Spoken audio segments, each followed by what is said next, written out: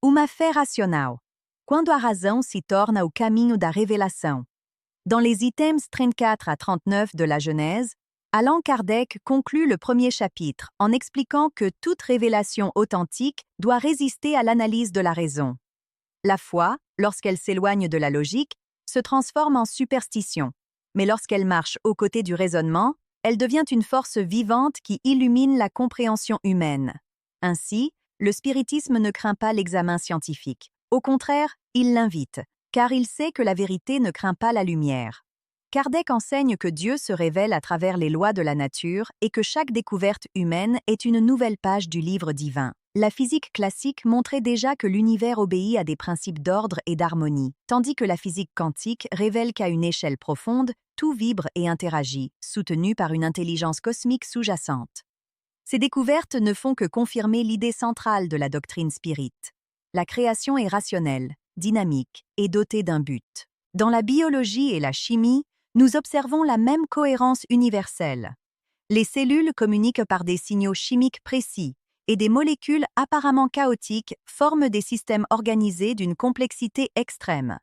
La vie, à tous ses niveaux, est l'expression d'un équilibre intelligent, reflet des lois spirituelles qui régissent l'évolution morale. Tout comme la matière tend à la stabilité, l'esprit tend à la perfection. L'astrophysique, en étudiant le cosmos, découvre des schémas de symétrie et d'interdépendance entre galaxies, forces et énergie. Rien n'est isolé, tout contribue à l'équilibre de l'ensemble. Cette harmonie cosmique est le miroir matériel de l'harmonie spirituelle décrite par Kardec. Chaque être, chaque conscience est une note dans la symphonie universelle. Lorsque la science observe l'univers, elle contemple sans le réaliser le langage même de Dieu. L'archéologie, à son tour, démontre que l'être humain a toujours cherché à concilier raison et foi. Des temples égyptiens aux manuscrits grecs, des cosmologies mayas aux textes orientaux, il existe une constante, la perception que le divin se manifeste dans les lois de la nature. Le spiritisme reprend simplement cette ancienne vérité avec un regard moderne et rationnel, invitant l'homme à comprendre et non seulement à croire. Kardec clôt le chapitre en rappelant que la révélation spirite n'est pas un dogme, mais une école de pensée ouverte à l'investigation. Si demain la science prouve quelque chose de nouveau, le spiritisme l'accueillera, car sa base est le progrès.